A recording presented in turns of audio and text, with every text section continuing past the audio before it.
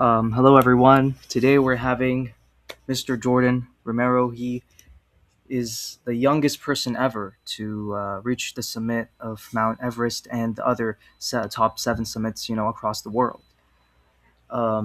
It's a really huge achievement, and your story is so inspirational, especially for our students, especially for the student council students as well. And they're so happy to meet you. So why don't you say hi to the students? Absolutely. Hey, thank you for having me. Yeah, well, thank you all for chiming in here. I know only a few of you could join, but always happy to answer some questions. Hello from me. I'm here in Portland, Oregon, in the United States. So yeah, this is not where I grew up though. I'm originally from Southern California, where I grew up in a small little mountain town, and yeah, it's as of right now, the experience was still long ago, but I still love to share my story and always help answer some questions. I feel like my book, No Summit Out of Sight, still tends to be out there as a story, and it helps keep the legacy alive. So yeah, I'm happy to start jumping in to answer some questions. If there's any subjects you guys would like me to talk about a little bit more, please let me know. Always happy to kind of jump into it.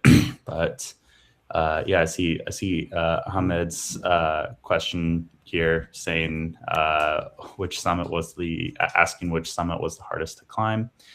So overall, though, I think looking back, the hardest summit to climb for me at the time, because it was just such a huge step in the because it was just such a huge step in my ability at the time, was primarily Mount Denali in North America, in Alaska primarily. I think just the cold weather, the sheer difficulty of the climb was really the mountain I needed to complete in order to have Everest next on my radar, or have me somewhat conditioned for Everest. So I think at the time it was just such a difficult climb out of all of them. However, after Denali, it made Everest feel a little bit more within reach. Okay, that's really awesome. And you know, okay, Hassan wants to ask a question. Okay. Mr. Jordan, as an experienced mountain climber, what summit would you recommend for new beginners? Thanks, Hassan. I think that for beginners in the mountaineering world, I think no matter the elevation, I think the technicality is kind of something you want to look out for the most. The one that would require, kind of the something that pertains like the most to a longer hike. So that being said, like out of all the seven summits, I would probably recommend Mount Kilimanjaro. It was the first for me, and I think it was a great first one. The altitude is quite high. Yeah, it's 2 meters. 5,894 meters is the elevation. So it's still pretty high. However, it's not a technical climb. It's definitely like just it's definitely like an expedition hike. So you're still having to bring gear, but you don't need like ice axes or crampons or anything really technical. No ropes or anything like that. So yeah, if you have some sights set on something, I would recommend that one.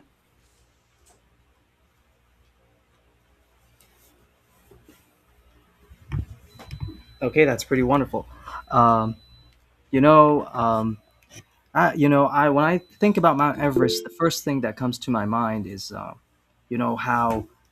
tall that mountain is. The Himalayas, they're so tall, and yet in the summit, there's no there's really no amount of oxygen. So Yeah.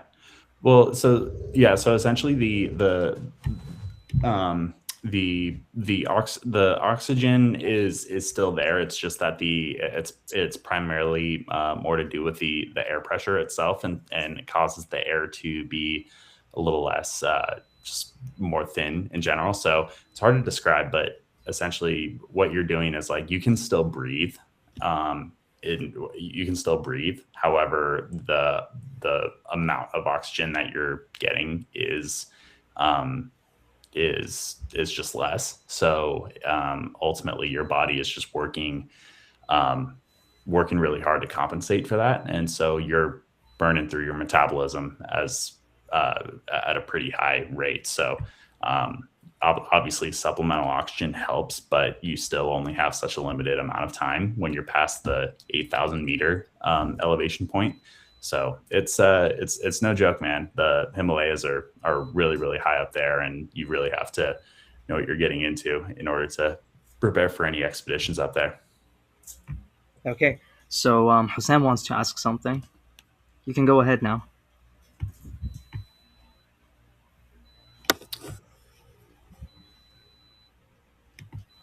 Hassan, is your mic is muted.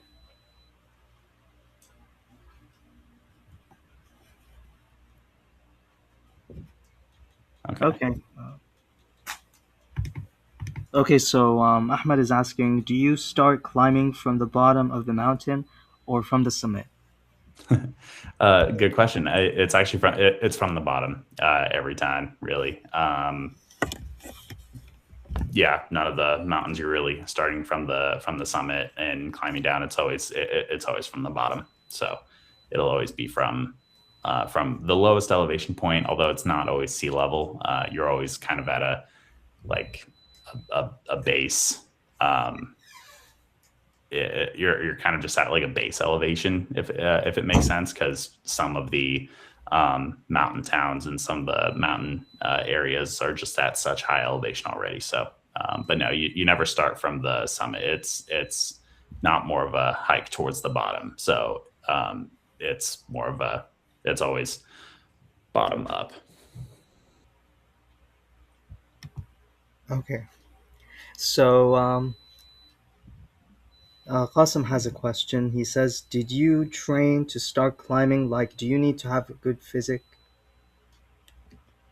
Yeah, for sure. So the the as far as training to start climbing, yeah, it was definitely something that I was new to at the time when I was about 10 years old. It was I was definitely not in the shape that I had to be in order to uh, climb each of these mountains. So I guess to kind of frame it in a different way, the climbs were very. It wasn't really that we were training for one mountain. I just had to essentially get my physical fitness as high as possible, so I can be conditioned as I'm climbing through all these mountains. So it was kind of a slow progression. I think really after 3 years, about 3 years of like hard training, I was definitely like very conditioned for Everest. I remember we put forth a little bit more effort for Everest, just due to the sheer endeavor that it was, and that we wanted to make sure we were as that I was like physically fit as possible for this climb, because we had spent so much resources on this climb, and we just wanted to ensure that there was just minimal risk happening. So you just can't risk being out of shape up there. You have to be very physically fit in order to do it. So but if you spend all this money and you're not training for it, you're kind of wasting the expedition itself. Yeah, but So it's you really did ask. shocking because, the Everest is so tough and like only professional climbers can climb that. And, I honestly never seen a young person before, climbing the Everest, especially since as soon as you reach the summit, it's like a, life or death situation, where there's less oxygen and, you know, it's pretty hard. And I can clearly tell that it's really tough. And what you've did is a really amazing achievement. Thank you. Now, there's a Thank you. really great question from Hassan. He's saying, outside of the actual climb, what was the hardest part of your seven summit journey? I would say the hardest part of the Seven Summits journey was probably, I think, what a difficult thing for me in hindsight was definitely being young and having limited time with friends for the most part. And I think it was a little bit on the harder side to relate to some friends and kids who were just my age, like they still thought it was really cool as far as what I did, but I think what they did in their day to day was just a little bit tough for me to relate to. So I found a good steady balance for it overall. It wasn't that hard to, but I remember there was like a couple year period where I just kind of felt like isolated and alone. So just because it was just like me, my parents, and everyone who was involved with the training process, joining us on some of these expeditions, and which was great. There were awesome people.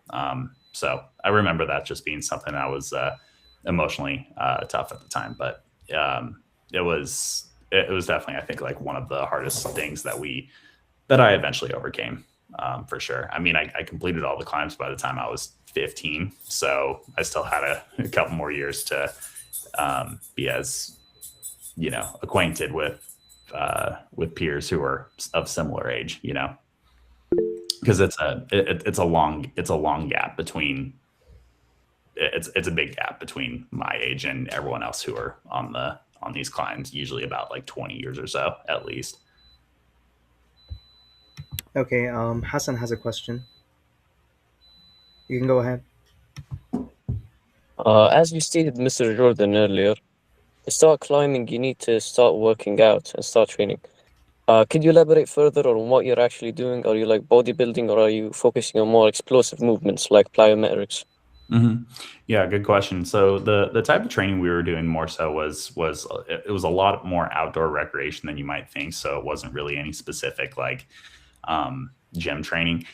I did later get into like CrossFit, cross training prior to climbing Everest. However, it was more so we were like doing everything that we could to not be in a gym. So I was doing a lot of like long distance mountain biking, sea kayaking, and kind of utilizing a lot of like multi sport movements to kind of condition myself, and mainly because those are the training methods that my parents had used because of their backgrounds in adventure racing. So that's kind of what we did. So I was always outside and doing something fun for the most part. Definitely very challenging in a lot of cases because they were really good at what they did. So imagine instead of like a 10-mile bike ride, we were doing like a 40-50 mile bike ride on most like given days. And so it was very cardio focused for sure. I think overall, there was definitely more of a strength training element before Everest, but for the most part, everything was pretty like endurance and cardio based. Okay, one thing I wanted to ask, what you've done is something incredible. Like not any kid in the world can do it. Like what I know is that 13-year-olds at this age, they're, playing in VR headsets or playing video games, trying to be in the gang, kind of like being friends, in the in school and stuff. And the latest memes that they've done, like 6, 7, and stuff. It's pretty crazy. But at your age, you've did something that not any kid in the world has managed to do. And I think one great lesson that you can take from your story, from that story, is to never give up, no matter how tough it is. No, it doesn't matter about your age or, you know, what matters is that you should pursue what you want and, to never give up. 100%. Yeah, that's always the key point in my message is just primarily like, you know, I mean, granted, like I was in a very very lucky household in order to make it all happen, and parents who were very enthusiastic about it. And I think that overall, though, like it's truly possible, like to do anything you really set your mind to, and I think you just have to like absolutely truly want it in order to achieve it. And it's not always a sprint. It's truly a marathon. It'll take I think most great things will take months, years to accomplish. So you just have to take it one day at a time. Like give yourself a little bit of grace, but I think just have like the mental endurance to keep your eye on the big goal and the big picture. And I think and just kind of holding yourself accountable to it at the end of the day. I think it requires like a level of self-discovery for sure, to find out what it is that you truly want to do. But it's a very it's never easy. Like the success and achieving something great just never comes easy. So Okay, so Qasim has two questions. okay. At which age did you start to like or enjoying climbing? And if you wish to go back to any memory while climbing, which one would you choose? Um, yeah, absolutely.